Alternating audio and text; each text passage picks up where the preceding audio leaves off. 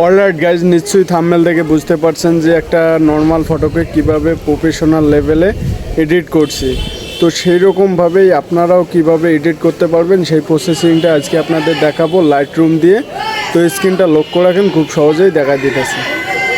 Alright guys, আমরা স্ক্রিনে চলে আসলাম। স্ক্রিনে আসার পর লাইট রুম অ্যাপসটা সিলেক্ট করবেন। আপনাদের যদি লাইট রুম অ্যাপসটা না থাকে আপনারা সিম্পলি ডাউনলোড করে নেবেন। তারপর এখানে গো চাপ দেবেন। তারপর যে পিকচারটা এডিট করবেন সেই পিকচারটা নিয়ে নেবেন। আমি এইখান থেকে আপনাদের দেখার ক্ষেত্রে একটা পিকচার নিয়ে নিতেছি। আমি এই পিকচারটা নিয়ে নিতেছি। এইখানে একটা ক্লিক করবেন। ক্লিক করার পর এরকম ইন্টারফেস আসবে। তারপর গো ওয়ার্ডে একটা চাপ দেবেন।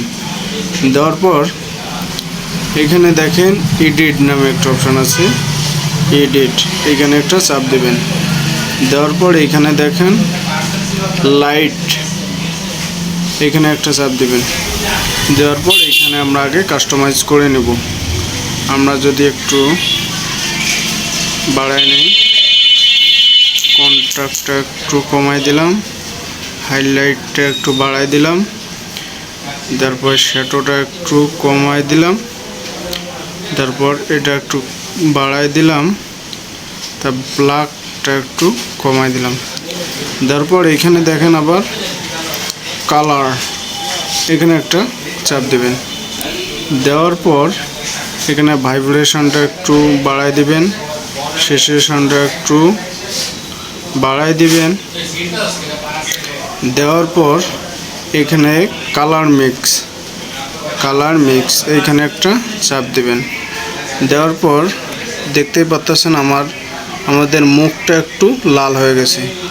তার জন্য এইখান সেচুয়েশনটা একটু কমাই দিবেন, না হ্যাঁ সেচুয়েশনটা একটু কমাই দিবেন। সেচুয়েশনটা আমি একটু কমাই দিলাম। দেওয়ার পর দেখেন মুখের রংটা চেঞ্জ হয়ে গেল। দেখেন কমাই দেওয়ার পর এটা একটু বাড়াই দিবেন, লুমিনাসটা একটু বাড়াই দিবেন। তারপর এই হলুদ অপশানে আসবেন। আসার পর এখানে সেচুয়েশনটা একটু বাড়াই দিবেন। সেচুয়েশনটা আমি কমাই দিলাম। দেওয়ার পর এটা একটু কমাই দিবেন। দেওয়ার পর এটাও একটু কমাই দিবেন। যেহেতু আমরা পিকচারটা একটা প্রফেশনাল এডিট করব, সেহেতু সব আমরা কমাই দিলাম। দেওয়ার পর এটাও একটু কমাই দিবেন। দেওয়ার পর দেখেন আমাদের পিকচারটা আগে কীরকম ছিল, এখন দেখেন কীরকম। তারপর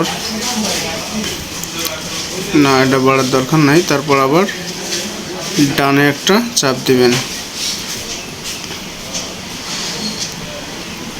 এইখানে আমাদের মোটামুটি কাজ শেষ। তারপর ব্লার অপশানে যাবেন।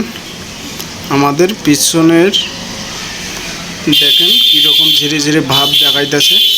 আমরা পিছনটা ব্লার করে দেব। তার জন্য এটা আমি 100 করে দিলাম। তারপর দেখেন অটোমেটিক আমাদের পিছনে ব্যাকগ্রাউন্ডটা ব্লার হয়ে যাবে একদম প্রফেশনাল লেভেলে। দেখেন একটু লোডিং হচ্ছে। অবশ্যই ইন্টারনেট কানেকশনটা অন রাখা লাগবে। দেখেন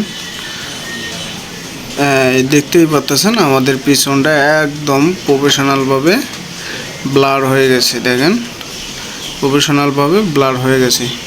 তারপরে এখানে টিক মার্কে একটা চাপ দেবেন। দেওয়ার পর এইখানে ইফেক্টস, এখানে দেখেন ইফেক্টস একটা চাপ দেবেন। দেওয়ার পর ক্যাপাসিটিটা একটু বাড়াই দেব আমরা। ক্যাপাসিটিটা একটু বাড়াই দিলাম। তারপর এইদিকে মোটামুটি কাজ শেষ। তারপর এইখানে দেখেন নয়েজ, এই নয়েজে যাবেন।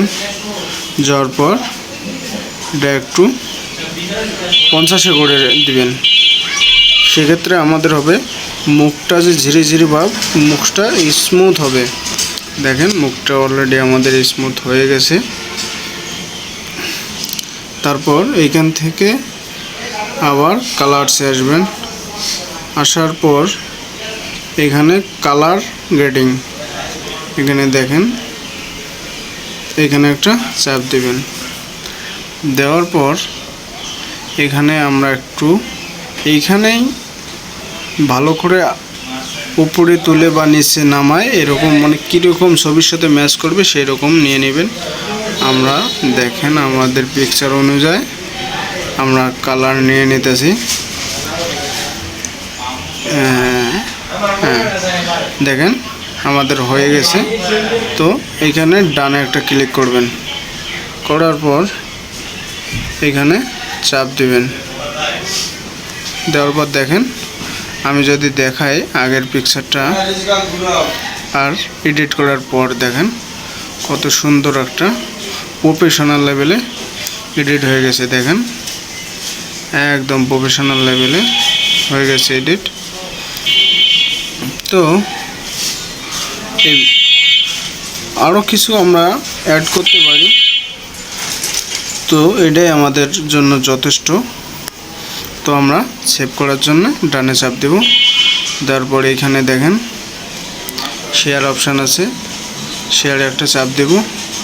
তারপর এখানে দেখেন save two copy to device, এখানে একটা সিম্পলি চাপ দেব।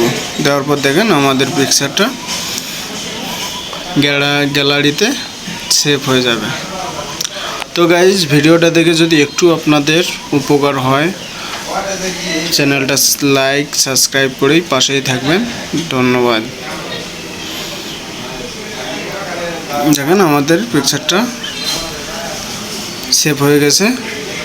এখন গ্যালারি থেকে যদি দেখাই দেখেন একদম প্রফেশনাল লেভেলে পিকচারটা হয়ে গেছে, একদম প্রফেশনাল লেভেলে।